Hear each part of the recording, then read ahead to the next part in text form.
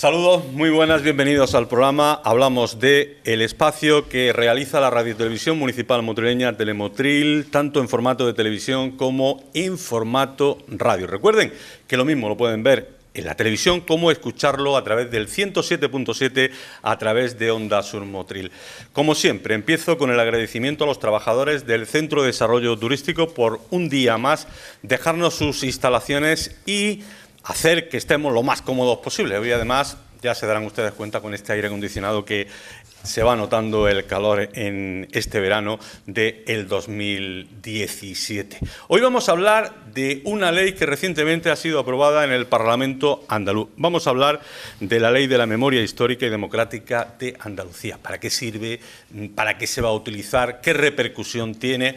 Y otros muchos temas más que sin duda van a salir en este programa. Rápidamente, porque el tiempo es oro tanto en la radio como en la televisión, les voy a pasar a los intervinientes en este espacio en el día de hoy. Un agradecimiento especial, don Jesús de Manuel Jerez, profesor de la Universidad de Granada, parlamentario andaluz por el Grupo Podemos en Andalucía. Fue el ponente en el Parlamento del proyecto de Ley de la Memoria Histórica y Democrática de Andalucía por su grupo. En primer lugar, muchas gracias por venir expresamente a este programa. Muchas gracias por la invitación. Y yo le quería preguntar en primer lugar, es importante que se haya aprobado esta ley y además al principio se hablaba de que podía aprobarse por unanimidad, después hubo que no, ¿pero es importante o no?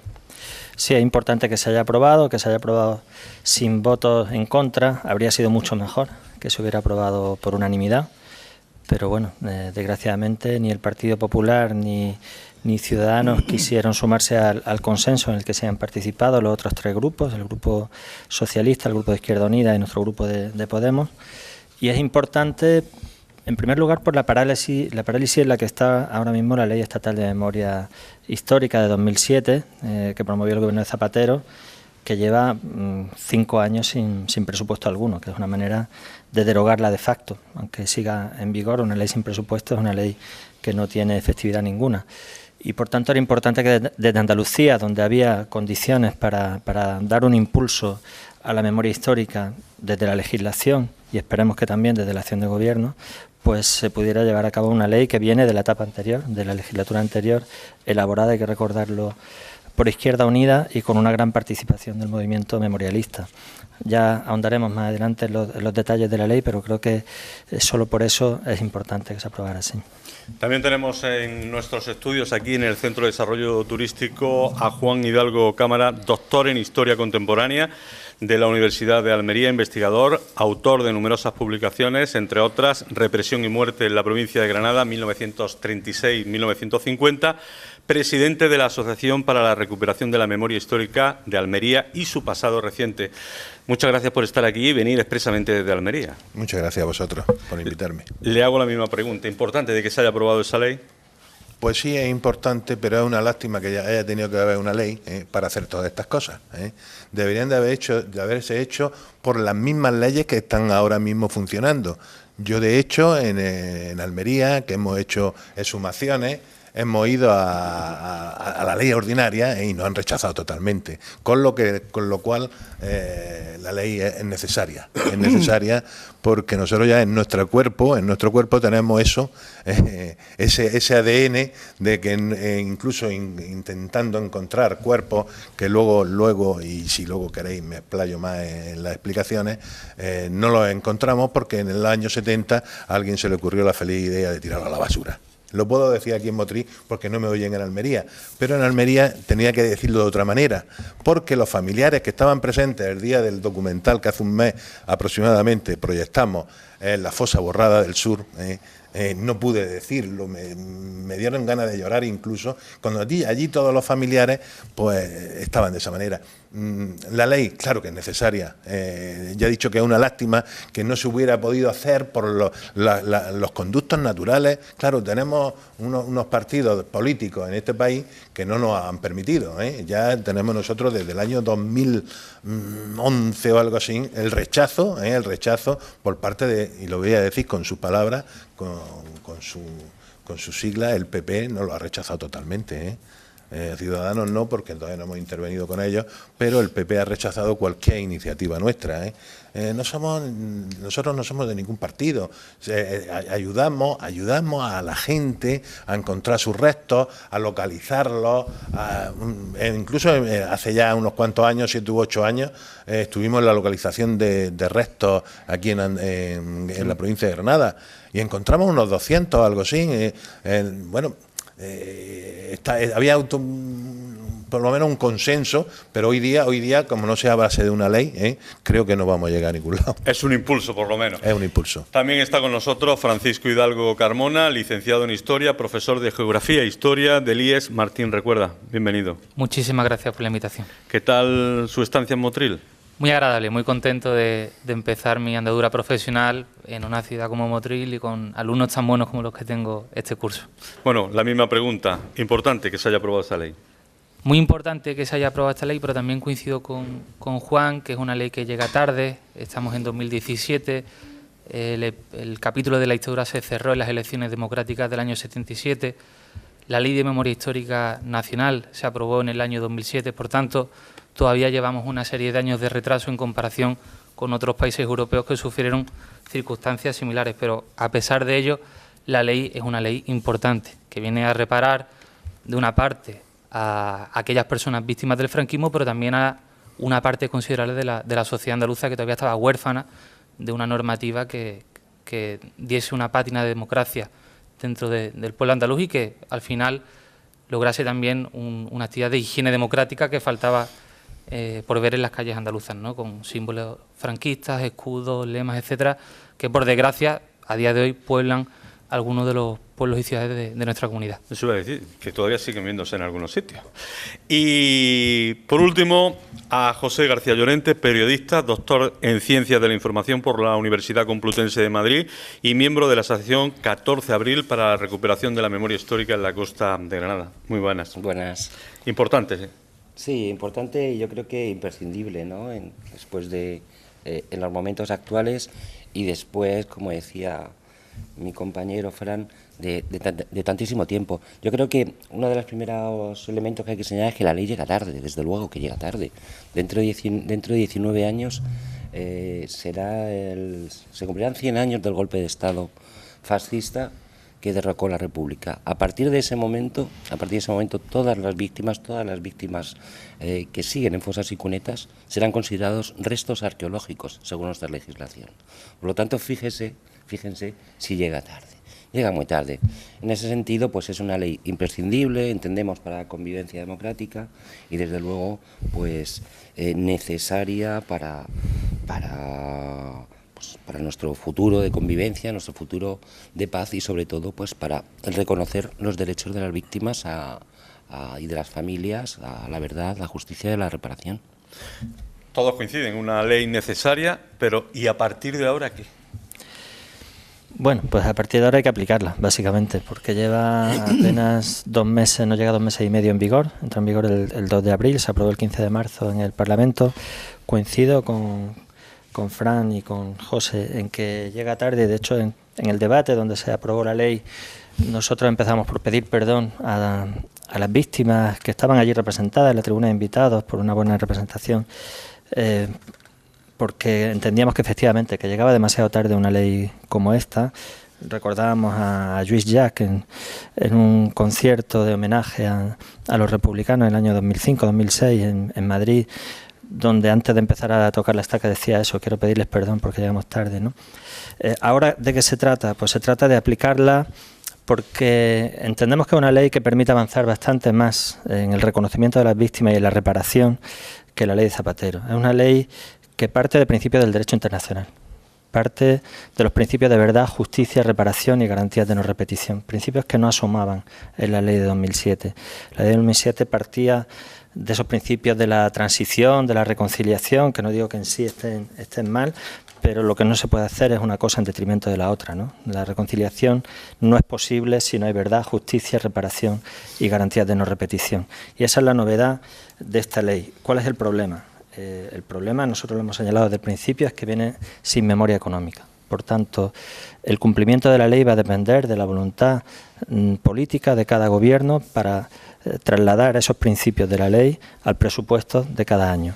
Actualmente es verdad que la Junta de Andalucía tiene más presupuesto para memoria histórica que otras comunidades autónomas, pero aún así está muy lejos de lo que sería necesario para cumplir los propios objetivos que fija la ley, que en el artículo 5.1 dice que es responsabilidad de las autoridades de la Junta de Andalucía cubrir los gastos de exhumación, identificación de todas las víctimas que tenemos en Andalucía, todavía enterradas en fosas comunes y en cunetas. Y son 50.000.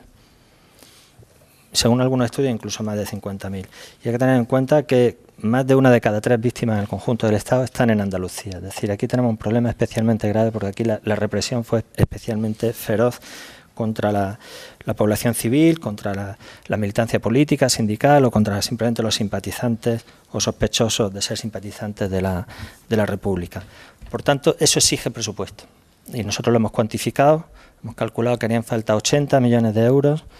Entendemos que esos 80 millones de euros, evidentemente en un año y en 2 no se van a poder aplicar, no se van a poder gastar, entre otras cosas porque técnicamente es complicado hacer toda esa operación de sumar las casi 700 fosas comunes que tenemos en Andalucía, sacar todas las víctimas, hacer las pruebas de ADN correspondientes y entregarle los restos a sus familiares. Pero planteamos un plan a 10 años vista, que sería 8 millones al año. Creo que eso no es tanto y que teniendo en cuenta que llegamos demasiado tarde, el dinero no puede ser excusa. Que hay mucha gente que se nos ha muerto, se nos están muriendo, nos llegan todos los días noticias, por desgracia, de gente muy mayor que se muere sin haber podido enterrar dignamente a sus familiares. Y creemos que no se puede esperar más. Por tanto, presupuesto. Y luego otra cuestión. Nosotros presentamos 19 enmiendas como Grupo Podemos al proyecto de ley.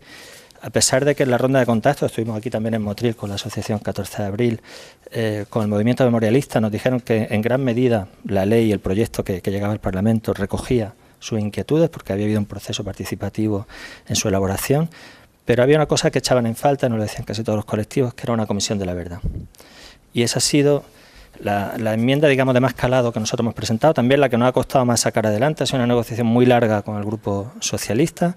Al final no se va a llamar así, no aparecen esos términos, pero se va a crear una comisión que va a estar compuesta por expertos independientes, que va a estar compuesta por representantes de las víctimas, que va a tener que hacer un informe basado en testimonios y en documentos, con oficinas de atención a las víctimas. Es decir, va a hacer lo que hace cualquier comisión de la verdad en cualquier país del mundo. Ha habido 40 países donde se han puesto en marcha comisiones de la verdad. Y tendrá que hacer un informe para el Parlamento de Andalucía, para el Defensor del Pueblo andaluz y también para el Defensor del Pueblo español. Y, lo dice expresamente la ley, también hará un informe que servirá para una futura Comisión de la Verdad del Estado español, que esperemos que un día con otra relación de fuerzas quizá en el Parlamento, en el Congreso de los Diputados, pueda ser viable, quizá incluso podría serlo ahora, no lo descartamos tampoco. Una Comisión de la Verdad del Estado español tendría ya la parte andaluza hecha porque si se lleva a la práctica lo que viene en la ley andaluza, esa Comisión de la Verdad tendría que hacer un informe en un plazo además acotado en el tiempo y resolver por lo menos eso que nos parece tan importante. Porque la Comisión de la Verdad es fundamental para que conozcamos nuestra propia historia. Nos han robado la historia y cuando a un pueblo se le roba la historia, luego es muy posible que pasen cosas como las que estamos viendo, ¿no? Que se pueda hacer un funeral a un ministro de Franco, que se pueda cantar el Cara al Sol en la puerta, ya en la calle, que se pueda hacer un acto de exaltación franquista y que no pase nada.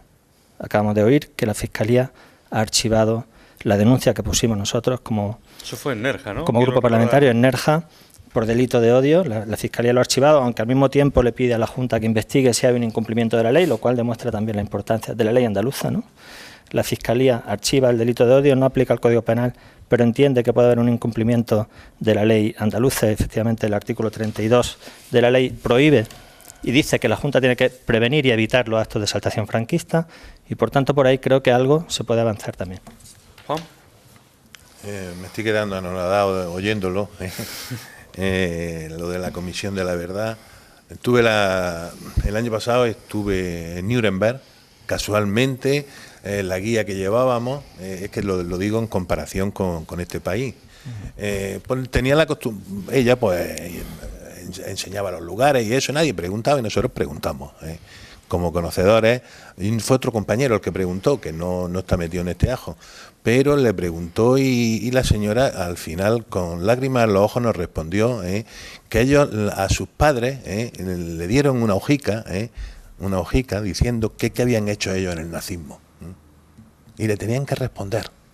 Dice, y ella llorando dice, nunca me había pasado esto, que un grupo de turistas me preguntaran cosas así, porque le preguntamos que en concreto, que fue una pregunta que luego fue a colación para otra, que qué habían hecho, aparte de que las empresas, las grandes empresas, que no quiero nombrarlas, alemanas, que habían hecho para respaldar al nazismo, como fue de hecho, como fue de hecho.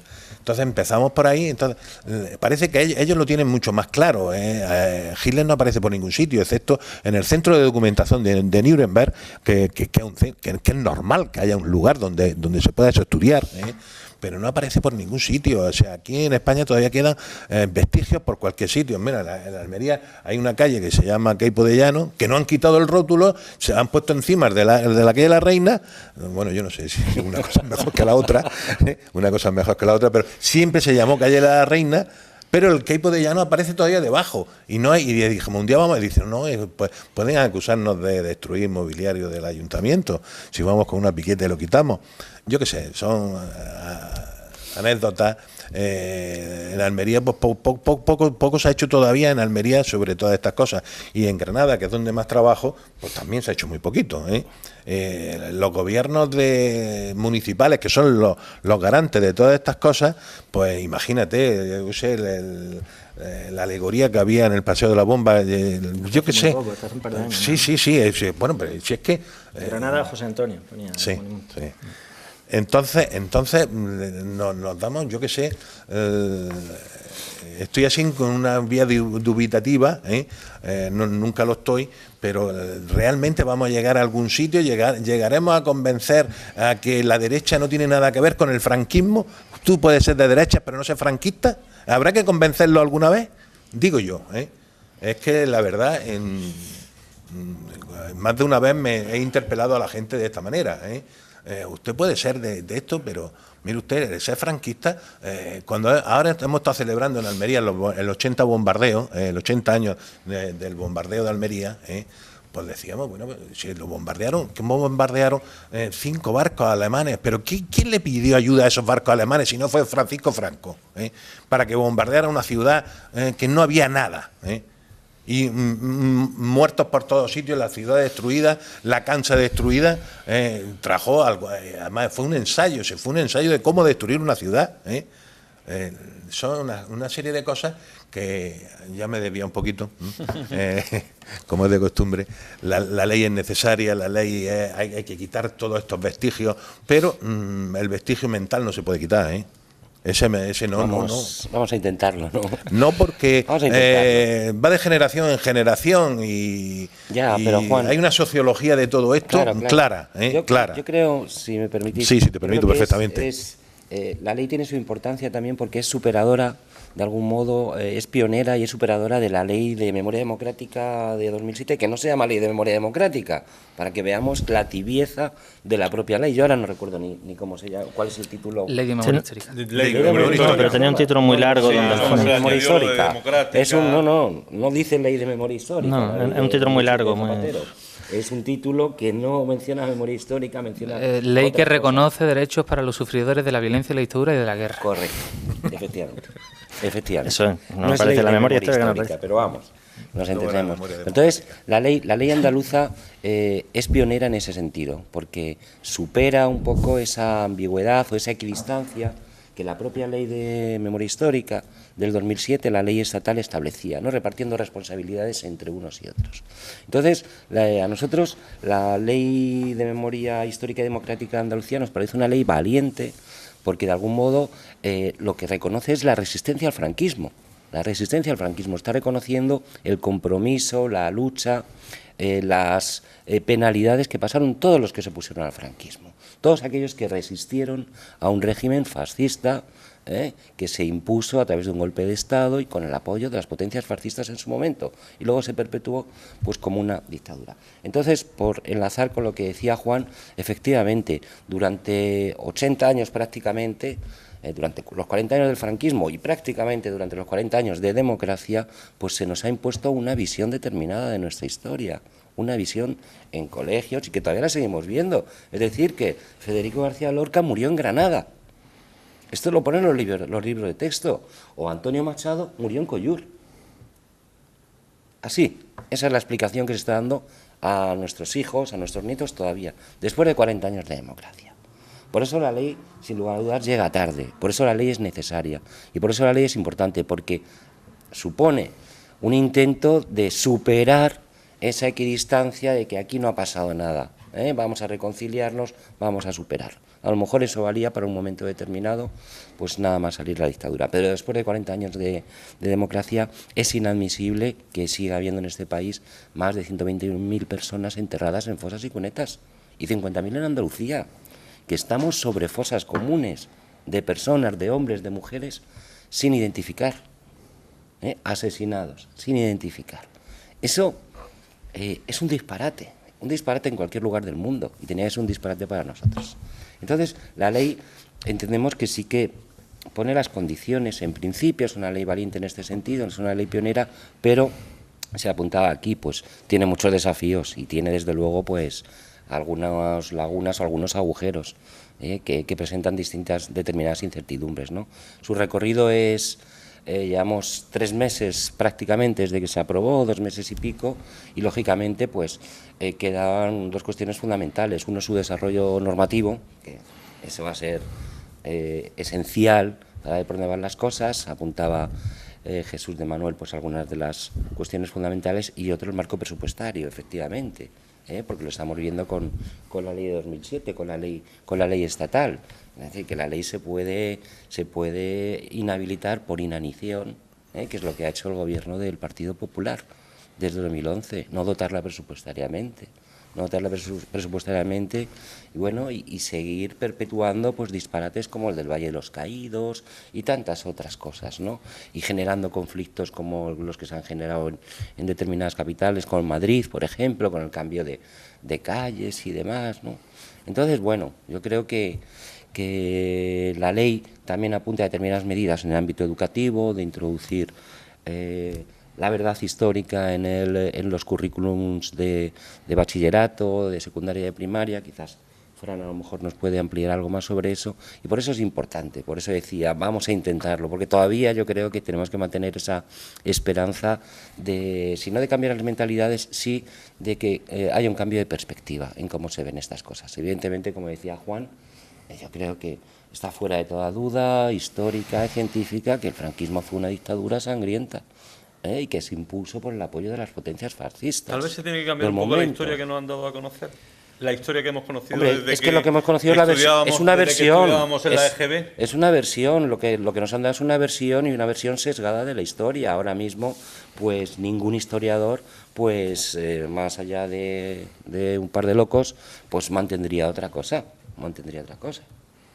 Yo sinceramente creo que muchos de los problemas en los que estáis abundando tienen un origen muy claro en nuestro país, que fue el modelo de transición que se llevó a cabo desde la dictadura a la democracia, y que explica muchos de los aspectos que hoy en día pues nos abruman, por ejemplo, esas calles con nombres de militares golpistas, o lugares que ensaltecen y, en fin, prácticamente están vanagloriando a aquellas personas que dieron un golpe de Estado y que durante más de 40 años sostuvieron una dictadura. El problema que yo veo en este asunto es que la dictadura fue la transición fue una transacción política desde unos señores que gobernaron este país de forma dictatorial y que se mantuvieron en sus puestos de poder prácticamente hasta la actualidad. Pero no solo esos señores, sino todo el aparato del Estado, que actualmente sigue vigente en muchas de las instituciones, véase la magistratura, véase los altos cuerpos de la policía, de la Guardia Civil. Sin ir más lejos, un caso que cuando yo lo conocí, pues en fin, me heló la sangre cuando lo escuché. Emilio Ellín, preparador profesional de guardias civiles, que sigue hasta prácticamente el 2011 dando curso a altos mandos de la Guardia Civil y que fue partícipe de un asesinato cometido en los albores de la transición ya en el año 80 contra Yolanda González, una militante del Partido Socialista de los Trabajadores. Cuando uno empieza a escarbar en cómo se transitó de la dictadura a la democracia y empieza a ver que muchos de esos personajes, personas muy comprometidas con la dictadura, siguen todavía estando en los puestos de poder, pues se explican muchas cosas. Pero además de eso, yo quisiera resaltar que a pesar del modelo de transición que se llevó a cabo en nuestro país y a pesar de los años de democracia en los que prácticamente las instituciones del Estado han obviado por completo estos asuntos de memoria histórica, ha habido un movimiento memorialista muy potente. Y gracias a ese movimiento entiendo yo que tenemos esta ley. Diría que la ley, a fin de cuentas, es gracias a ese movimiento y no tanto a aquellos políticos que hoy en día nos representan tanto en el Parlamento andaluz como en el Parlamento español. Y yo quisiera también resaltar un aspecto de la ley andaluza que me gusta mucho en comparación con la ley española, y es que amplía el tiempo de reparación de las víctimas hasta el año 82 y no hasta el año 78. Eso sí es cierto. Del año 75 hasta el año 80, en España se contabilizan aproximadamente 200, 300 personas muertas en diferentes sucesos como manifestaciones, comisarías, etcétera, que hasta ahora quedaban fuera de la ley de memoria histórica nacional que existe en nuestro país. Y creo que hay que reconocer también a esas personas que en momentos tan críticos y tan tensos de la historia de nuestro país dieron lo mejor de su vida para lograr disfrutar un mínimo de democracia que hoy en día tenemos. Tal vez han sido eso los movimientos ciudadanos, los movimientos, las distintas asociaciones las que han impulsado, las que han obligado, como aquel que dice, a sacar esa ley. Sin ninguna duda. Yo estoy convencido de que aquí, en general, los partidos suelen ir siempre detrás de la gente, ¿no? Es la gente la que da el primer empuje, y que fueron esos nietos, sobre todo, más que los hijos, en muchos casos son nietos y bisnietos de las víctimas, que al principio de este siglo, a partir del año 2000, 2001 sobre todo, empiezan a buscar los restos de sus mayores fusilados en las fosas, y ese movimiento que no esperó ninguna ley, que no esperó ninguna subvención, y por eso es una canallada lo que dijo Hernando, de que había muchos que no se habían acordado del abuelo hasta que no empezaron a llegar las subvenciones. Una canallada porque, bueno, es que se mire por donde se mire, no hay por dónde cogerlo, ¿no? Pero es que además es totalmente falso. Es que nadie esperó, ninguna de esas personas que se pusieron a buscar a sus abuelos esperaron a que hubiera ninguna ley ni que hubiera ninguna subvención. Lo buscaron acabando con sus propias manos, en muchos casos, ¿no? Y ese empuje ha sido el que ha forzado al final a los gobiernos a reaccionar. Estoy de acuerdo con que esta nueva ley parte también de una visión diferente de lo que fue la transición, una visión mucho más crítica que la visión que se reflejaba en la ley de Zapatero, ¿no? Y estoy de acuerdo en el análisis que se hace, y por eso precisamente el PP fue uno de los argumentos por los que el PP y Ciudadanos no quisieron sumarse al consenso. Ellos no estaban de acuerdo con que el marco temporal llegara hasta el año 82, porque entendían que eso era cuestionar el relato de la transición en el que ellos se han apoyado. Y llama la atención, bueno, en el caso del PP no nos sorprende mucho, ¿no? Porque sabemos de dónde viene ese partido, sabemos quién lo fundó, y sabemos que además quien lo fundó no renegó nunca de su pasado como ministro franquista, ¿no? El señor Fraga. Pero en el caso de Ciudadanos, que es un partido que dice ser más moderno, que dice representar una derecha moderna, llama la atención que se aferre a esa cultura de la transición casi con más ahínco todavía que el Partido Popular, esa cultura idealizada de la transición, ¿no? Y no quisieron saber nada, pero es que hay que recordar, y está con toda la intención en la ley, pues que la propia conquista de la autonomía andaluza se cobró una víctima mortal a manos de la policía, que todavía no se ha investigado su muerte judicialmente, y este año se cumplen 40 años de su asesinato, y creemos que ahí va a ser una piedra de toque importante también para todas las instituciones, para ver hasta qué punto nos tomamos en serio la propia ley, qué se va a hacer para conmemorar esos 40 años desde la Junta de Andalucía. Nosotros desde luego vamos a pedir que se le dé toda la importancia que merece, porque la muerte de Caparrós significa algo muy importante para la conquista de la autonomía. La autonomía andaluza no nos la regalaron, se conquistó en la calle y costó una vida humana, y podía haber costado más porque hubo muchos disparos aquel día en Málaga. Pero aparte de eso, queremos que se reabra esa investigación. Esa muerte se llegó a abrir una instrucción judicial que no acabó en juicio, Se encontró la bala, se pudo averiguar que era una bala de la policía, pero no hubo ninguna condena. Y por tanto nos parece que es fundamental que la ley sirva para que se esclarezcan esos hechos, para que la familia de Caparrós sea reparada, para que su memoria sea dignificada y para que el 4 de diciembre tenga un reconocimiento institucional tan importante o más como puede tener el 28 de febrero, porque fue el 4 de diciembre cuando se conquistó la autonomía andaluza. Pero aparte, efectivamente, no fue el único caso de violencia policial, de violencia de grupos fascistas que actuaron con impunidad. Todos recordamos la matanza de los abogados laboralistas de Atocha. Recordamos también masacres policiales en el año, todavía no había habido elecciones generales, ¿no? Pero en el año 76, la de Vitoria. O recordamos el caso Almería, que ese sí se investigó judicialmente, sí hubo condenas, pero no se condenó a todos los autores. Las condenas fueron mínimas para la atrocidad de los hechos que se cometieron. Recordemos que era gente que estaba en Cantabria, que venían aquí a Almería a una primera comunión y que tuvieron la mala suerte de que los confundieran con etarras y antes de averiguar su verdadera identidad ya los habían torturado, asesinado, troceado, acribillado su coche y arrojado a un barranco donde le metieron fuego. Y por esos hechos todavía no se ha condenado a todos los autores y los que fueron condenados, pues algunos salieron en libertad muy pocos años después. Es decir, estamos hablando de un periodo muy oscuro de nuestra historia, que no es tan idílico como nos lo han contado, que no fue todo paz, amor y reconciliación, que fue efectivamente un pacto, como decía Vázquez Montalbán, una correlación de debilidades más que una correlación de fuerzas, que dio lugar a lo que dio lugar, ¿no? Pero creo que ha llegado el momento de tener una visión más crítica de esa historia. Bueno, yo a raíz de lo que está diciendo el compañero, puedo decirle que cuando pasen los años correspondientes en que se puedan sacar ciertos documentos, habrá ciertas explicaciones, porque hay una ley que no te permite sacar las cosas antes de ese tiempo. Y yo tengo el conocimiento y los tengo. Pero yo iba a decir que muchos de esos documentos ya tienen que estar prácticamente para poder salir a luz. No, tienen que pasar 50 años. Pero es que el problema, y perdona que te interrumpa, Juan, sí, muchos de esos documentos durante el periodo de transición desaparecieron misteriosamente bajo el mandato de Rodolfo Martín Villa, un personaje que hoy día puebla el establishment español y que en ningún momento se le pidió explicaciones. Y a colación de lo que estáis comentando, no sé cómo lo valoráis vosotros, pero creo que uno de los puntos oscuros, tanto de la Ley de Memoria Democrática Andaluza como de la Ley de Memoria Histórica Española, es precisamente no abordar el tema jurídico y de exigir responsabilidades penales a aquellas personas que han participado en crímenes de lesa humanidad, tal y como establece la propia Ley de Memoria Democrática. Te voy a responder a tu interrogante.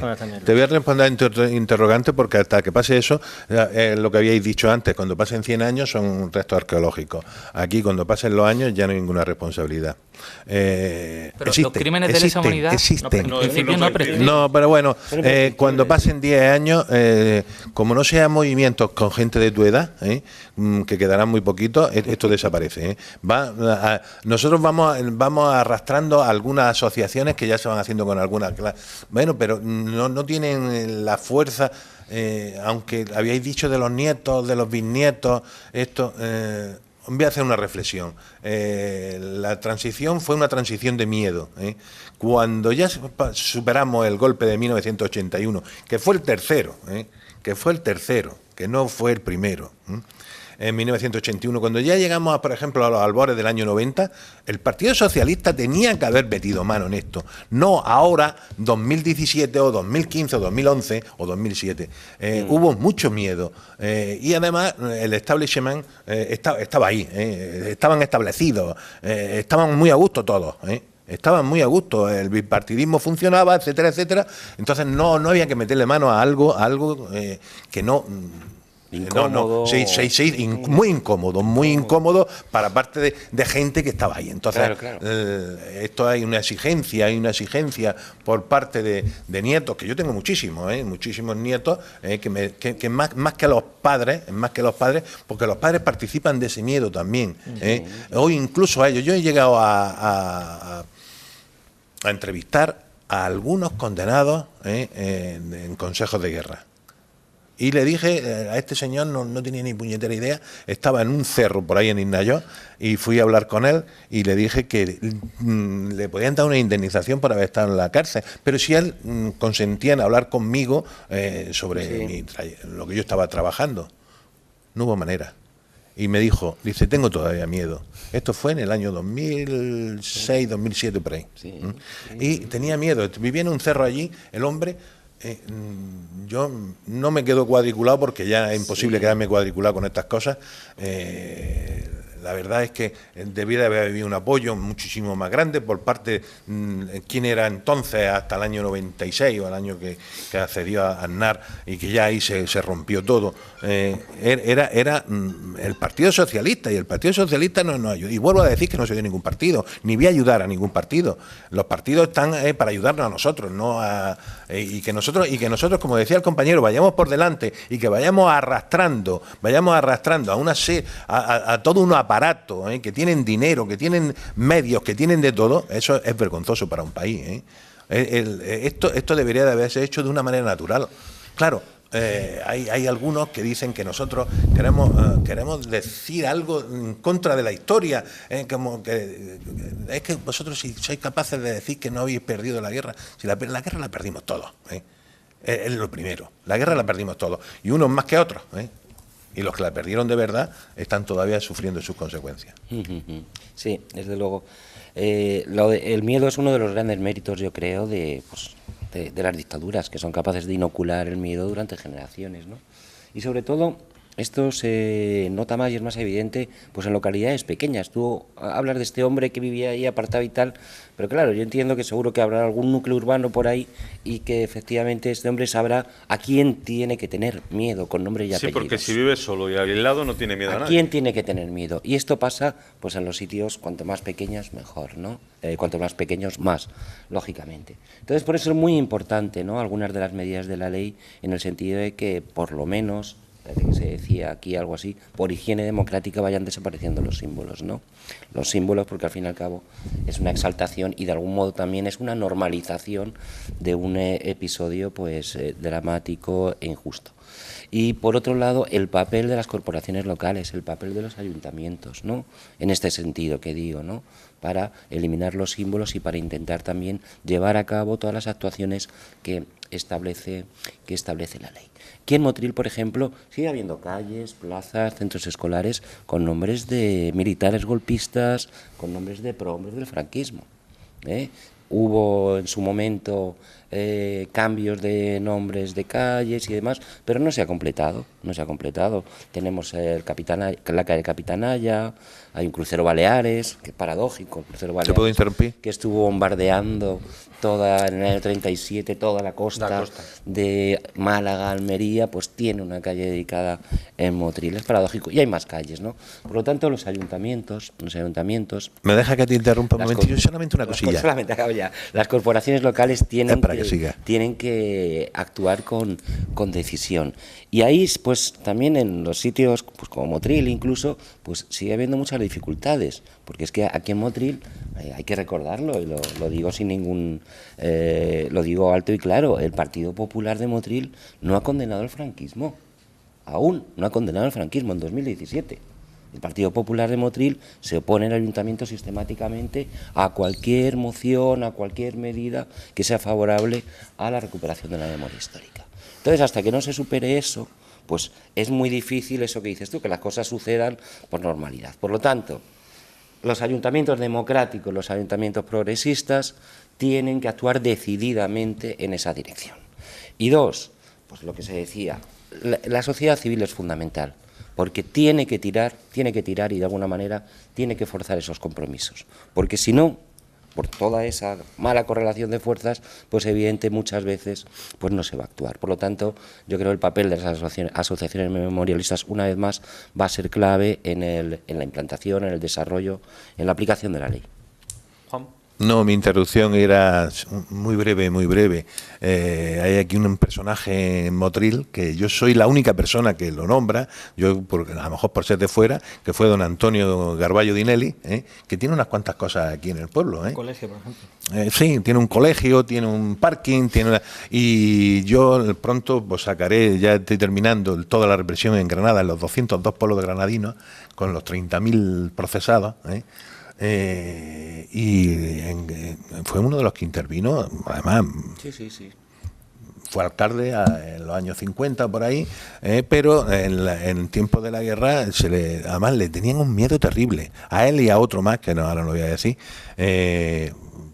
a Porta Medina creo que era, pero ahora no me acuerdo bien, Castani, Francisco Castani, pero sobre todo a Garballo Dinelli le tenían terror la gente de aquí. Pero hago un estudio en mi libro sobre él, que de varias páginas, sobre Garballo Dinelli y sus procesos aquí, los condenados a muerte por su intervención. Y aquí la verdad es que nadie se cosca en el pueblo. Pasa igual en otros sitios. Les da un poco de porque todavía viven hijos, claro, viven nietos, claro. viven etcétera. Pero bueno, si yo dijera de dónde procedo, joder, macho. Mi padre tenía contacto con Fraga y Iribarne, pero yo no soy así, y ya está, punto. No tengo yo por qué comulgar con eso. Llevamos 40 minutos de programa, ¿eh? Vale. ¿Se puede llegar a normalizar la vida? ¿Qué haría falta? Bueno, yo creo que para normalizar lo primero es conocer lo que ocurrió. Conocer lo que ocurrió y luego eso, reparar, aunque sea moralmente. Yo estoy de acuerdo en que habría que ir más allá de moralmente. La ley andaluza, como no tiene competencia penal en nuestra comunidad autónoma, pues no puede derogar la ley de amnistía. Ojalá pudiéramos, ¿no? Sí. Pero sí hay una referencia en la exposición de motivos que cuestiona claramente la ley de amnistía y que apunta a que esa ley habría que derogarla, dada la interpretación que le ha dado la jurisprudencia también, porque yo estoy convencido de que esa ley no se hizo para garantizar la impunidad de los asesinos ni de los policías torturadores. Se hizo para sacar a los presos políticos de la calle. Y de hecho en las manifestaciones contra la dictadura de los 70, incluso de la transición, la amnistía era una reivindicación, pero era una reivindicación para sacar a los presos políticos, no para garantizar impunidad a nadie. ¿Qué ha pasado? Que luego la judicatura, efectivamente, no hubo ninguna transición, seguíamos teniendo los jueces franquistas, y cuando resulta que hay un juez que se echa para adelante y que es capaz de abrir una causa al franquismo, pues sabemos lo que le pasó al juez Baltasar Garzón, ¿no? Lo retiran, no por eso exactamente, aunque sí le abren expediente por eso, y sí hay una resolución que es suficientemente contundente como para disuadir a cualquier otro juez de volver a intentar algo parecido, y bueno, al final lo retiran de la carrera judicial por otro tema, que es el de las escuchas de la Gürtel, ¿no? El caso es que esa ley, si se va a interpretar así, pues habrá que derogarla, y por otro lado, la cultura esa de perdisteis la guerra, bueno, lo hemos visto recientemente con Juan Pinilla, ¿no? O sea, 2 concejales del Partido Popular de Huetortájar le dicen a Juan Pinilla: el problema que tenéis vosotros es que no habéis acabado de asimilar que perdisteis la guerra. Es decir, es una manera de decir, la ganamos nosotros, el PP es heredero del franquismo y además sin ningún complejo, y vosotros lo que tenéis que hacer es resignaros ya que ya ha pasado bastante tiempo, ¿no? Y que se remonta también a lo que Paul Preston citaba, hablando de un alto cargo del franquismo, que no decía quién, que decía: no hicimos una guerra y la ganamos para perderlo todo después en democracia, ¿no? Ese principio al final ha presidido la transición, es decir, los que ganaron la guerra no estaban dispuestos a perder en democracia todo lo que habían conquistado por las armas, por la violencia y por el terror. Y efectivamente fue un régimen de terror tan brutal que no es raro que los historiadores tengan dificultades cuando llegan a un pueblo a la hora de hablar con gente para que les cuente cosas que han visto, ¿no? Tanto en la guerra como en la posguerra, los maquis y demás. Si la gente todavía tiene en su memoria el recuerdo de patrullas fascistas, falangistas, con listas de militantes, de simpatizantes, a los que se iba a buscar a sus casas y simplemente por su idea se les fusilaba, pues es lógico que incluso en democracia, porque cuando pasó veníamos de una democracia también, la gente piensa, ¿y si se le da la vuelta a la tortilla otra vez? Y vuelven a venir los de las listas. Y de hecho el 23F estaban las listas preparadas. Y hace poco, por casualidad, porque la cadena SER publicó la lista de Córdoba y al lado salía la de Granada, pues vi a 3 profesores que me habían dado clase a mí que estaban en la lista. Y uno de ellos había sido un niño de la guerra que había vuelto a España, después de pasarse toda la vida en Rusia, en el 77, cuando se legalizó el PC, y que estaba en la lista para que lo mataran, pues porque seguía militando, ¿no? Donde habían militado sus padres. Es decir, ese régimen de terror, el problema, y lo hicieron con toda la intención, es que dura mucho más allá de la muerte de Franco. Luego el Partido Popular, llama la atención que en el debate de la ley tuvieron un tono mucho más suave y moderado que el que tuvo Ciudadanos. Ciudadanos provocó una indignación tremenda en las víctimas que estaban allí y en los activistas del movimiento memorialista, porque tuvieron un discurso equidistante tremendo, ¿no? Que fue un insulto a la memoria de las víctimas. Y el Partido Popular tuvo un tono mucho más moderado, pero es que desde que entró en vigor la ley, en apenas 2 meses y pico hemos visto 4 hechos de exaltación franquista en Andalucía, con gente del Partido Popular implicada, que van desde esos concejales de Huetortájar hasta una ministra de Defensa que estuvo en la capilla donde están los restos de García Morato, un aviador que se distinguió por derribar 40 aviones que, según la página oficial del Ministerio de Defensa hoy, siguen siendo aviones enemigos. Se les califica así cuando eran aviones del gobierno legítimo de la Segunda República Española, el gobierno democrático.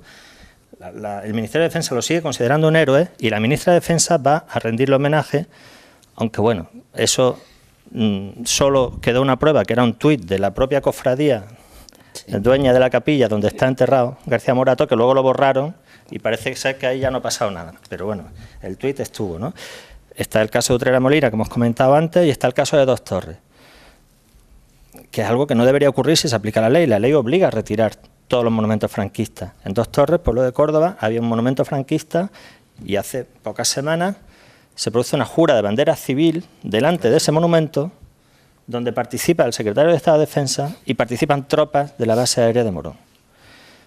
Bueno, pues tenemos Málaga, Nerja, Dos Torres y Huetortájar. 4 cosas, 4 hechos donde hay implicados altos cargos del Partido Popular que demuestran pues que no han roto ni mucho menos, ni parece que estén dispuestos a romper su cordón umbilical con el franquismo. Y solo una cosita más, creo que, porque estamos ya llegando al final. Sí, brevedad, sí. Porque si no nos vamos a salir. Sí, para mirar un poco hacia el futuro con algo de optimismo, aunque al mismo tiempo escepticismo. El hecho de que se haya cambiado de consejería las competencias de memoria histórica me parece un paso positivo. Es que eso era lo último que iba a preguntar. Vale, pues lo dejamos para la presidencia. Para el final. Sí, yo rápidamente, a colación de la pregunta de Pedro sobre si en algún momento puede llegar la normalidad, yo creo que la normalidad debe ser una exigencia que toda la sociedad andaluza debe marcarse, pero vuelvo un poco a la transición. Si la transición, las dificultades mayores estuvieron en el miedo, coincido con vosotros en que hubo una verdadera correlación de debilidades a la hora de implementar un cambio político mayor. Hoy en día es necesario abrir el melón de la Constitución, abrir un verdadero proceso constituyente para lograr de verdad reparar aquellas heridas y desde luego la sociedad española, que ha cambiado mucho con respecto a aquella que vivió en los años 70 y 80, elabora un nuevo proyecto de país. Si no es así, es muy complicado que establezcamos una normalidad. No se puede hablar de normalidad en un país, como se ha comentado antes, que mantiene a 140.000 personas en cunetas.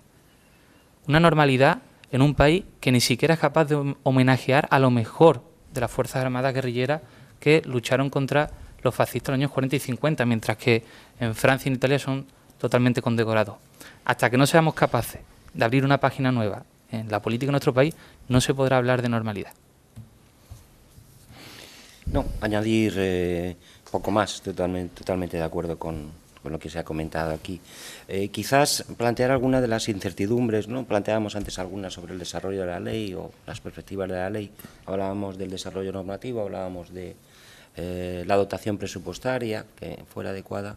Y luego yo añadiría un tercer elemento, y es la incertidumbre que provoca un gobierno del Partido Socialista con el apoyo de Ciudadanos. Y me reafirmo con lo que comentaba ahora mismo Jesús de Manuel, ¿no? La actitud de Ciudadanos ante la aprobación de la ley, ¿no? Incluso más radicales o más reacios que el propio Partido Popular. Entonces, esto es preocupante porque, lógicamente, una ley que nosotros desde la asociación valoramos positivamente, pues puede frustrar muchas expectativas, ¿no? Lo hemos visto desde el pacto de gobierno de Ciudadanos o de legislatura de Ciudadanos con el Partido Socialista, que la ley prácticamente ha estado desaparecida. El proyecto de ley que se dejó preparado en la etapa del gobierno bipartito con Izquierda Unida se dejó aparcado durante 2 años, luego afortunadamente la ley ha salido prácticamente como estaba, con la aportación de la llamada Comisión de la Verdad, que es una aportación muy positiva, pero ahí yo creo que hay una incertidumbre importante, ¿no? Y también esa incertidumbre me reafirmo en ella cuando hace escasamente una semana, creo 10 días, la presidenta andaluza hace un movimiento extrañísimo y propone o intenta proponer una modificación de la ley recientemente aprobada para crear un comisionado de memoria que no se contempla en la ley y además pues con una propuesta cuando menos controvertida, ¿no? Es decir, que son actuaciones o movimientos cuando menos inquietantes. No, yo sí comparto la controversia, lo que está diciendo la controversia, incluso la cambian de cultura a presidencia, una serie de movimientos, a Valderas lo comisionan para esto y yo la verdad es que ni siquiera su partido creo que lo apoyaba. Entonces, no sé, crear una comisión cuando hay una dirección general, no sé en qué puesto quedaría el director general, desaparecería, aparecería un comisionado, no sé, una amalgama de cosas que nos intentan liar. Yo soy muy escéptico en que esto no se terminará bien. Perdonadme que lo diga. Hay una parte de la historia que nosotros y con esto voy a terminar prácticamente, cuando estudiábamos y la dictadura de Primo de Rivera nos pillaba a nosotros como a ti, la de Franco, un poco lejana, y eso, no se cuestionaba mucho las cosas, las estudiábamos, esto tampoco había mucho que cuestionar en aquellos entonces. Pero se va a quedar eso, una parte de la historia, se va a quedar como arqueología, como había dicho el compañero, se va a quedar algo así, y yo creo que todo lo que son las cunetas, esto, se va a quedar todo incompleto, va a quedar todo incompleto, se necesitan unos presupuestos bastante fuertes, como está diciendo también él, Jesús, y no sé hasta qué punto vamos a dar satisfacción a todos los familiares. El alcarreño lo digo porque este hombre, el que nos representa a Almería, ya me lo han echado en cara en varias ponencias. Le tengo que decir que este hombre es de Guadalajara, sabéis de quién hablo, ¿no? Y este hombre es de Guadalajara y que cada vez que abre el pico para hablar de la memoria histórica, más vale que se calle. Es de Guadalajara, porque es de Guadalajara, ¿no? En Madrid nos echaron en cara. Era un grupo muy gracioso porque eran también de Guadalajara. Dice el almeriense, digo, no es almeriense, dice, sí, ya sabemos que es nuestro. Digo, pero bueno, si tenemos esa muestra de cómo se comporta un político que es portavoz de un partido, me parece de una ignorancia supina. Lo que tiene una ignorancia supina sobre la historia. Segundo, de un apoyo fundamental a todo lo que ellos piensan. Esto hay que seguir para adelante así, a pie duro. Y ya para terminar, 30 segundos para cada uno de vosotros. Empiezo por Jesús. Antes te hemos cortado. ¿Se han dado un pequeño pasito hacia adelante con ese cambio? ¿No se ha dado? Nosotros hemos pedido desde el principio, desde que llegamos al Parlamento, el cambio de consejería a Justicia o a Presidencia. Las dos nos valían. Presidencia mejor porque es transversal y cubre todos los aspectos que hay que tratar. Por tanto, nos alegramos de que se haya atendido esa petición, que era la petición del movimiento memorialista, y pocos días antes además se habían presentado 2.000 firmas. Y yo creo que eso es lo que nos puede hacer, dentro del escepticismo que se ha expresado aquí, que comparto, tener cierto optimismo. Lo mismo que esta ley ha sido posible por la presión de los movimientos sociales y del movimiento memorialista, creo que será efectiva su aplicación si el movimiento sigue presionando. Si el movimiento no se relaja y no piensa que porque ahora hay una mayoría política que aprueba una ley, eso es suficiente para que se aplique. El movimiento va a tener que seguir recogiendo firmas, haciendo campañas, y eso será lo que nos ayudará a torcerle el brazo al Gobierno. Sabemos que los presupuestos los pactan con Ciudadanos y sabemos que la actitud de Ciudadanos no es precisamente muy favorable a estas cosas. Pero también es cierto que todos los portavoces sí estuvieron de acuerdo en una cosa en el debate de la ley, y es en la necesidad de sumar, identificar y enterrar dignamente a las víctimas, que no es poca cosa. Sí. Bueno, pues si todos están de acuerdo, que sean consecuentes y que lo doten con el presupuesto adecuado. Bueno,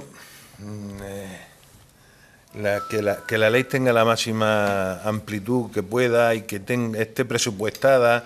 Ya nos pasó con la ley de que nosotros trabajábamos con presidencia a nivel español. Sí. Nos cortaron la ala, nos tuvimos que replegar a Andalucía, y Andalucía fue descendiendo bueno, ya si se ven las tablas de subvenciones son mínimas. Este año han sido 100.000 euros para toda Andalucía. Sí. Sí, con eso pues yo no sé de dónde vamos a parar. Pero bueno, vamos a esperar que nosotros somos los que tenemos que impulsar esto. Los memorialistas y algunos partidos políticos que nos ayudan, algunos. No muchos, pero algunos. Me sumo a las intervenciones de los compañeros. El éxito de la ley casi en exclusiva dependerá de que el movimiento memorialista presione y esté presente en la aplicación por completo de la norma. Y yo sí quería resaltar un aspecto que se ha comentado en la mesa, pero que hemos pasado de soslayo sobre él, y es el apartado educativo. La norma recoge una serie de artículos en los cuales incide en los centros de enseñanza para incorporar como materia curricular aspectos de memoria democrática, y creo que si la ley logra y el desarrollo de la norma posterior logra llegar a todos los centros de enseñanza públicos de Andalucía con asignaturas específicas de memoria democrática y llega a las propias aulas de enseñanza, creo que habremos dado un paso gigante con respecto a lo que se había hecho hasta entonces prácticamente desde la fundación de la democracia. Bien, pues por mi parte, reafirmar el compromiso de la Asociación 14 de Abril para seguir trabajando en la recuperación de la memoria en la costa tropical, en la costa de Granada, y animar a todas las personas que nos puedan estar viendo de la costa, de Motril, de Salobreña, de Almuñécar incluso, que no sé si llegamos, sí, de Almuñécar. Y si no, a través de Internet. Efectivamente, a través de Internet.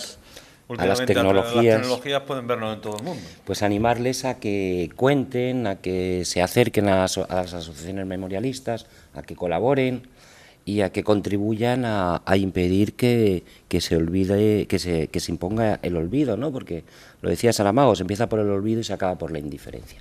Eso es lo que queremos evitar, o a eso queremos contribuir modestamente desde la asociación, y ese es el trabajo que venimos desarrollando en los últimos años, pues con la organización de diferentes actividades y con el desarrollo de diferentes trabajos de investigación que se circunscriben siempre pues a la costa. A la costa, a episodios que han sucedido en la costa, y de algún modo pues a intentar pues dar a conocer la verdad y, como digo, insisto, a negar que se imponga el olvido. Pues muchas gracias a los cuatro por estar en el día de hoy aquí en los estudios de la Radio Televisión Municipal Motrileña, de Telemotril y de Onda Sur, instalados en el Centro de Desarrollo Turístico. Muchas gracias a Francisco Hidalgo Carmona, licenciado en Historia y profesor de Geografía del IES Martín Recuerda, por estar aquí. Muchas gracias José García Llorente, periodista y doctor en Ciencias de la Información por la Universidad Complutense.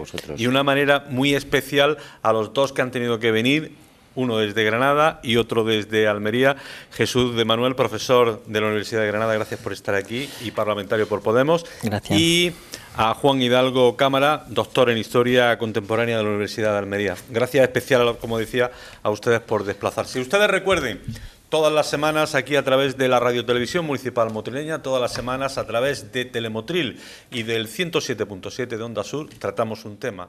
Les espero la próxima semana con un tema de actualidad. Hasta luego.